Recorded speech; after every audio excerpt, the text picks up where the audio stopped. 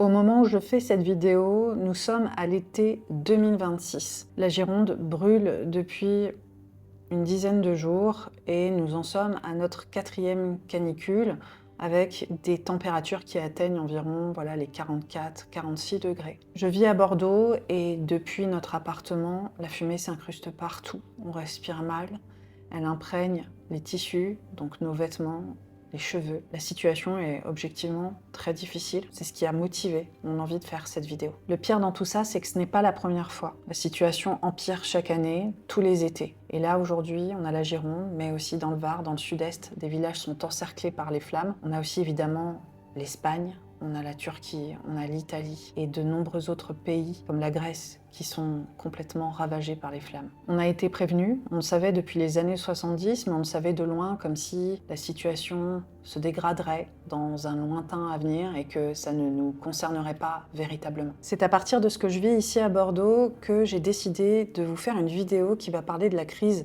environnementale, mais pas que. On va parler aussi de la crise économique et de la crise migratoire, des enjeux territoriaux, de la gestion des ressources, des thématiques qui sont corrélées et qui sont, je dirais même, complètement indissociables de la crise environnementale, et c'est très clair, même sous le prisme des langages symboliques. Ce qu'on est en train de traverser cet été, qui marque un moment de bascule, est corrélé à un cycle spécifique, celui de l'entrée de Chiron dans le signe du Taureau. On va explorer ces enjeux en 3 temps. D'abord, on va regarder pourquoi Chiron dans le signe du Taureau est un véritable retour aux sources, en quoi il est corrélé au changement climatique et surtout à la prise de conscience collective et culturelle autour de la dégradation de notre planète que nous détruisons activement depuis déjà de nombreuses années. Et ensuite, nous allons faire un pas de côté pour comprendre cette blessure révélée par Chiron, en quoi elle consiste philosophiquement et qu'est-ce qu'elle nous révèle.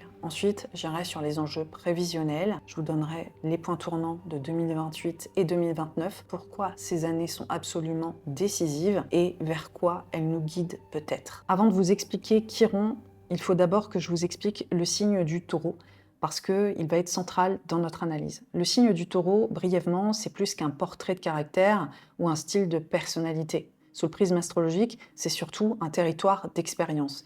Et le signe du Taureau, il nous parle évidemment du rapport à la nature, mais il nous parle aussi de ce lien avec le tangible et la matérialité. Donc avec ça, ça va nécessairement concerner tous les enjeux économiques et financiers. On a aussi avec le Taureau le rapport au territoire, le rapport à la terre s'il est lié à la nature, et aussi le rapport au sol. Donc quel est le sentiment d'appartenance? Ça va être très présent avec l'archétype du Taureau. Regardez cette fresque, elle a 3600 ans. Elle vient du palais mycénien de Tirynthe, construit en 1650 avant notre ère. On y voit des hommes qui tentent d'enfourcher un taureau accru pour dire la difficulté humaine à dominer la nature. Regardez maintenant cette image. 36 siècles plus tard, le taureau est le héros du quartier financier de Wall Street, au lieu des échanges de ressources économiques du monde. Le symbole a traversé les millénaires en gardant sa fonction, c'est-à-dire faire le lien entre la matière qu'on foule et les forces qui la traversent. Ces thématiques, à savoir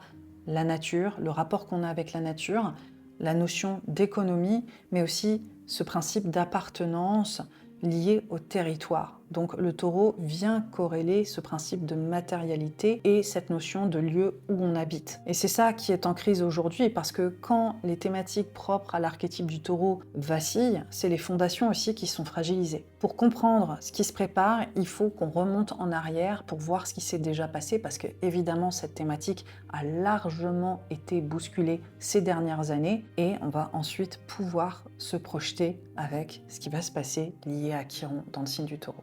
Donc je vous explique ça tout de suite. De mai 2018 au printemps 2026, la planète Uranus a traversé le signe du Taureau. Uranus, dans le langage astrologique, c'est la planète de la rupture. Pendant 8 ans, c'est le Taureau qui a été secoué. Donc le principe de la terre, la matière, le vivant et l'appartenance. En 2018, Greta Thunberg s'installe seule devant le Parlement suédois. Son geste devient Fridays for Future. Extinction Rebellion bloque les ponts de Londres. En 2020, le Covid culmine et arrête le monde. En 2023, c'est le Canada qui brûle dans des proportions qui obscurcissent même le ciel de New York. Toutes les courbes environnementales s'envolent. Et en avril 2024, un aspect astrologique majeur cristallise l'autre versant du signe. Jupiter, la planète de l'expansion, rejoint Uranus dans le Taureau. C'est une conjonction rare et la dernière du même type eut lieu dans les années 30. En Europe, aux États-Unis, en Amérique latine, on assiste à un basculement politique. Le repli identitaire s'installe comme une solution, comme une réponse dominante à l'anxiété collective. Le Taureau se lie aussi dans la crispation autour des frontières, autour du chez nous, autour de la peur d'être dépossédé. Une précision, quand je parle d'Uranus en Taureau et que j'évoque les événements qui se sont passés ces 8 dernières années,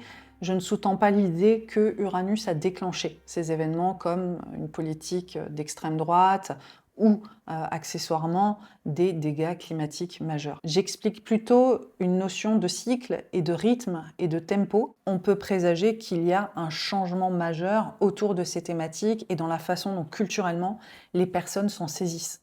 Et on a vu le meilleur et on a vu aussi le pire. C'est le mythe prométhéen poussé à son extrême. Prométhée dans la mythologie grecque, c'est le titan qui vole le feu aux dieux pour le donner aux hommes.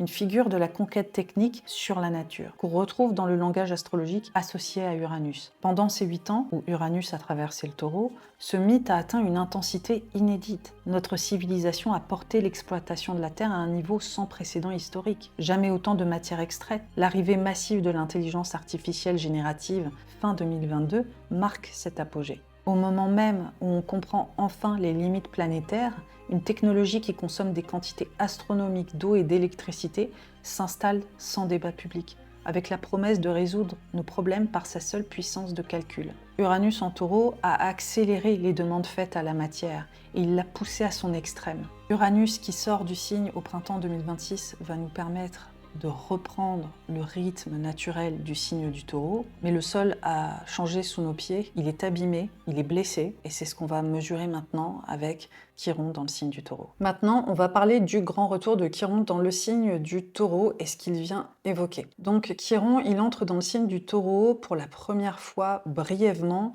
entre le 19 juin et le 17 septembre.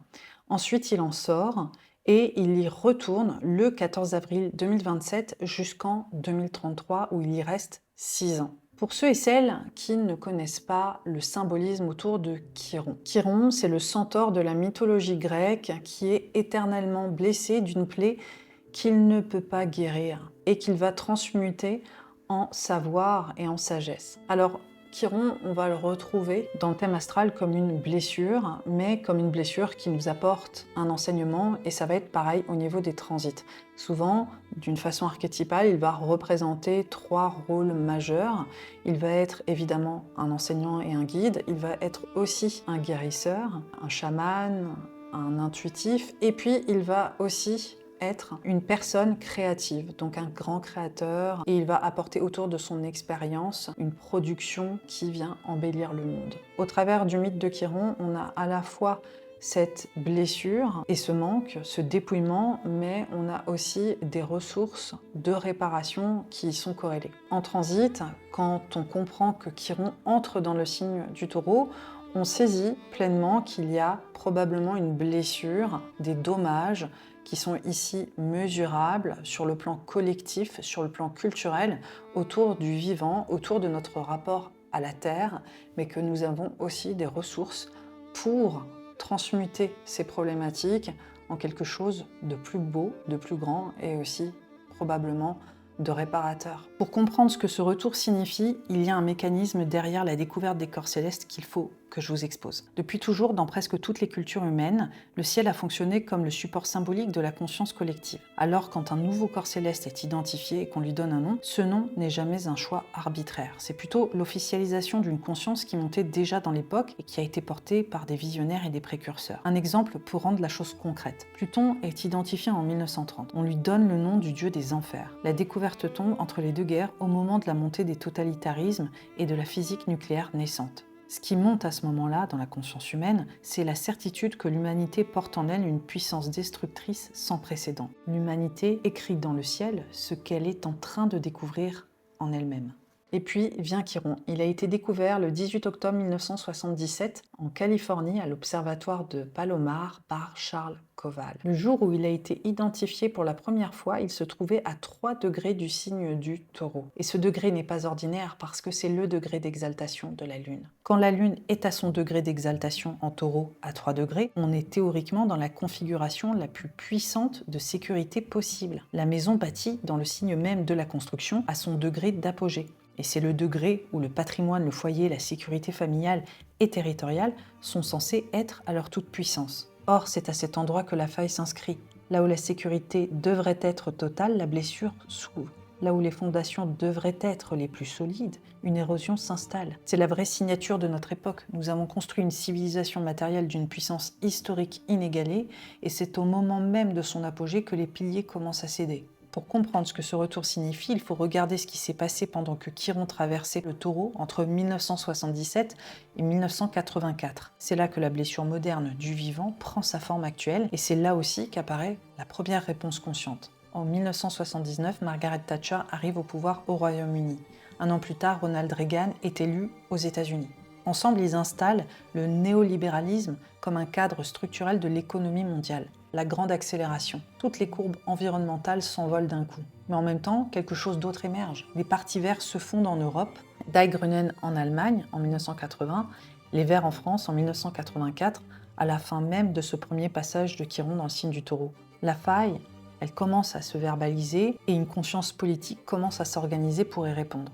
Donc vous avez compris l'importance de ce retour de Chiron qui est absolument exceptionnel parce que c'est en quelque sorte le retour de Chiron sur le plan collectif autour de l'échelle de conscience et de connaissance liée à cette crise environnementale qui a commencé à émerger au moment même de sa découverte, sachant qu'il a été découvert dans le signe du Taureau et à 3 degrés, donc le degré d'exaltation de la Lune qui remet en question la sécurité de nos foyers, la sécurité de nos habitats. Les feux qu'on voit aujourd'hui, l'effondrement de la biodiversité, c'est l'effet mesurable de tout ce qui a été annoncé dans les années 70 et qui arrive ici à maturité. On voit donc ces failles et ces blessures s'amplifier, mais on doit mesurer aussi le principe de réparation qui s'impose et qu'on ne peut plus véritablement contourner. C'est donc ce qui va se passer de 2027 à 2033. Ce règne de la quantité, représenté symboliquement par Chiron dans le signe du Taureau, se sont imposés par des opérations concrètes qui ont un nom. Il s'agit de la dépossession. Elle a saisi les terres, elle a pris aussi sur les corps et puis elle a effacé aussi toute une notion du vivant. Pour comprendre ce que ce grand retour de Chiron va exposer, il faut comprendre la structure de pensée qui l'a rendu possible. L'anthropologue Philippe Descola a identifié la cosmologie qui gouverne l'Occident moderne. Il appelle ça le naturalisme. Le naturalisme pose que les humains sont d'un côté et la nature de l'autre, que les relations politiques et morales sont réservées aux humains entre eux et que tout le reste, donc animaux, plantes, rivières, écosystèmes, appartient à un ordre naturel sans voix propre ni dignité politique. Cette cosmologie a rendu la dépossession non seulement possible, mais surtout évidente. Une terre sans voix peut être découpée. Un vivant sans dignité politique peut être possédé sans que rien ne semble contradictoire. La plupart des sociétés humaines qui ont existé sur cette planète n'ont jamais pensé le monde ainsi. Ce partage est une invention historique récente, contemporaine du capitalisme. C'est cette structure de pensée qui a rendu possible le règne de la quantité que Chiron dans le Taureau va exposer. Avant de dérouler les aspects qui vont s'opérer dans les années à venir, je voulais être bien claire, l'astrologie n'invente rien, elle expose seulement tous les enjeux que nous vivons déjà, que nous ressentons déjà. Elle vient les valider, elle vient nous aider à les prendre en conscience, mais surtout, elle va nous donner des timings spécifiques sur les thématiques que nous savons déjà. La crise écologique et migratoire, toutes les tensions autour des ressources, mais aussi les replis qui sont en cours de part et d'autre dans les politiques actuelles vont être toujours bien présentes. Les moments décisifs que je vais évoquer concernent surtout des phases où le choix collectif deviendra inévitable et où ces enjeux pourraient vivre des points de bascule important. On le voit sur cet été 2026, le Taureau blessé commence déjà à parler et ce n'est que le début. C'est ce qui va s'intensifier massivement en 2028-2029 pendant 18 mois. Je vous invite à noter ces dates qui vont nourrir mes interprétations On a d'abord une première rencontre le 8 juin 2028. Saturne rejoint Chiron dans le signe du Taureau, dans le premier décan, et ce sera la seule conjonction qu'ils feront sur toute la période. Puis 15 jours plus tard, on a une deuxième configuration qui est un cycle qui débute le 24 juin 2028. Saturne en Taureau forme un carré à Pluton en Verseau, et cet aspect va se répéter le 15 novembre 2028, puis le 29 mars 2029. Et enfin, 2 semaines plus tard, on a une troisième configuration. Entre le 9 juillet 2028 et le 9 décembre 2029, Pluton en Verseau vient former 4 fois un carré avec Chiron en Taureau. Donc on a 3 planètes lentes qui se rencontrent sur la même période et qui ouvrent un cycle spécifique de 18 mois qui représente bien plus qu'un hasard de calendrier, mais qui nous montre un véritable point de bascule. Chiron reste 6 ans dans le signe du Taureau et de nombreux changements autour de ces enjeux économiques, environnementaux et migratoires pourraient s'opérer. Donc je vais faire des analyses en 3 paliers autour de ces thématiques spécifiques, en évoquant les potentiels qui pourraient être gratifiants, mais en évoquant aussi les challenges. Je vous ai également donné une fenêtre de 18 mois où semblent se cristalliser de manière plus probante ces thématiques. Donc on verra durant 2028 et 2029 les points de bascule qui s'opéreront et comment est-ce qu'ils prendront forme. Ce qui va monter en puissance, c'est les droits du vivant et c'est la reconnaissance juridique de la nature. Ces questions semblent devenir au cœur de la politique de demain. Le premier enjeu, il est environnemental et on voit qu'il va apparaître donc de 2026 aujourd'hui à 2033. Mais ce qu'on va vraiment cibler, c'est quand même cette conjonction Saturne à Chiron qui va s'opérer en 2028.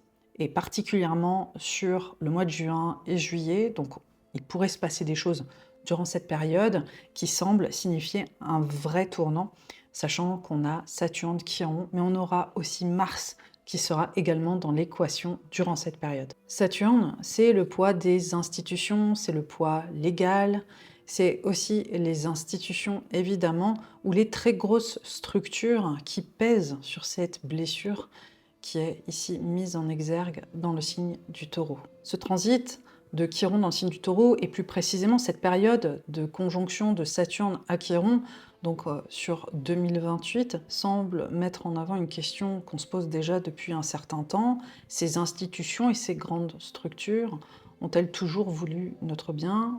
Nous ont-elles protégés de la blessure ou ont-elles participé au contraire à l'agrandir? Ce qui semble se raconter avec ce transit, c'est la double face des institutions face à la crise du vivant. D'un côté, ces institutions se révèlent complices de la blessure. Les cadres réglementaires qui ont autorisé les pesticides pendant des décennies, les politiques agricoles qui ont détruit les sols au nom de la productivité, les autorités sanitaires qui ont validé des substances dont on découvre la toxicité après coup.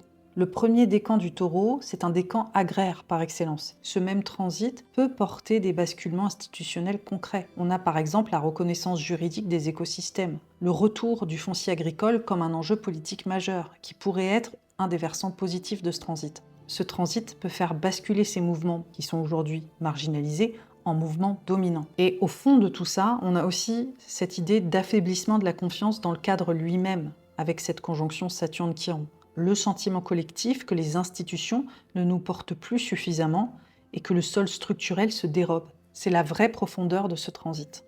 Le deuxième enjeu, il est économique et il est largement mis en avant par Saturne en Taureau en carré à Pluton dans le signe du Verseau.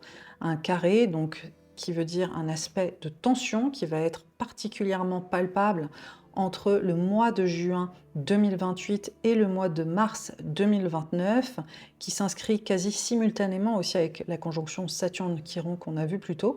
Et donc on voit que d'une part, ça va nous parler de ce rapport à la possession, à la matérialité liée à ce qu'on construit propre à Saturne. Et ça va aussi nous parler avec Pluton à toutes les grandes transitions technologiques en cours qui vont profondément avoir du pouvoir sur le monde du travail, les changements sociétaux qui ici pourraient mener à des transitions autour de notre gestion des ressources et aussi à une crise économique plus large. Le Taureau, c'est le signe du semeur et de la semeuse, ceux qui travaillent la terre, ceux qui font fructifier la matière. Et plus largement, dans une société moderne, ceux qui travaillent au quotidien pour que le monde fonctionne, donc les paysans, les ouvriers, les infirmières, les enseignants, les caissières, tous ceux qui produisent concrètement ce qui nous fait vivre. Or, Chiron dans le Taureau, c'est la blessure de cette classe laborieuse. Saturne qui s'y ajoute vient confirmer cette blessure institutionnellement parlant, et Pluton en carré vient révéler qui profite du travail de ces travailleurs et travailleuses. Sur ces 18 mois, on peut anticiper une intensification de la crise économique avec des vagues de déclassement massifs, professionnels qualifiés qui basculent, classe moyenne qui s'appauvrissent, précarisation généralisée qui semble vraiment prendre de l'ampleur, pendant que ceux qui possèdent le capital voient leur patrimoine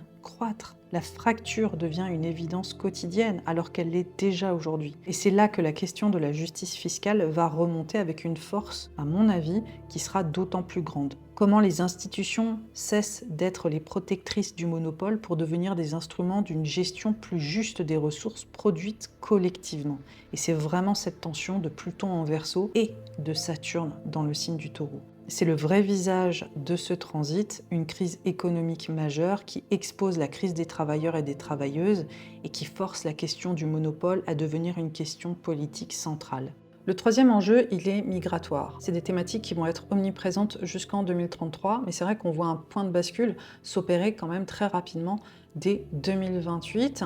Et on voit que ces basculements sont signifiés par Pluton en Verseau qui va être en carré à Chiron dans le signe du Taureau entre juillet 2028 et décembre 2029. Donc pareil, on a un moment quand même qui cristallise des transitions majeures sur un laps de temps relativement limité. Pluton en Verseau, c'est le mouvement collectif, c'est les peuples, et on voit que Chiron en Taureau nous parle de la blessure d'appartenance liée à la terre et liée au territoire, et peut-être au manque et au dépouillement relié à celle-ci. Donc c'est là où on voit une forme de transition de masse du collectif lié aux endroits où on s'établit, où on cherche éventuellement à s'établir. Et aussi largement toutes les politiques, tous les rapports d'influence et de pouvoir qui sont également corrélés à ces thématiques. Une politique migratoire qui craque de partout sous la pression de mouvements de population qu'aucun cadre actuel n'est prêt à absorber. Ce phénomène n'est pas nouveau. Dans mes recherches, j'ai remarqué que lorsque Chiron traverse le Taureau, les mouvements de masse ont toujours pris une ampleur historique. On l'a vu à la fin du 19e siècle avec les Irlandais qui fuyaient la famine et la répression britannique vers les États-Unis. J'ai aussi pu le notifier à la même période avec les Juifs qui fuyaient les pogroms russes vers l'Amérique et la Palestine, dans ce qui deviendra le début du sionisme moderne. À chaque fois, ce sont des exodes territoriaux, des populations entières qui se déplacent pour fuir des circonstances devenues invivables. Ce pattern est en train de revenir, mais cette fois, on dirait qu'il y a un moteur nouveau, il s'agit de la crise climatique. Sur les 18 mois du carré Pluton-Chiron, on peut anticiper que ces mouvements atteignent une ampleur qui va rendre les politiques migratoires actuelles obsolètes ou en tout cas au moins les remettre en question. Le carré Pluton-Chiron nous pousse à faire face à ces choix collectifs qui vont devenir explicites. Voilà où on en est. Chiron revient en Taureau 50 ans après y avoir été découvert. C'est un moment de pic cognitif, de prise de conscience et surtout d'une connaissance accumulée ces dernières années que nous n'avions pas lorsqu'il a commencé à émerger. Le mythe initial nous dit que nous guérissons en traversant la blessure consciemment. Donc maintenant, il est temps pour nous de se positionner pour savoir ce qu'on veut écrire à partir de là.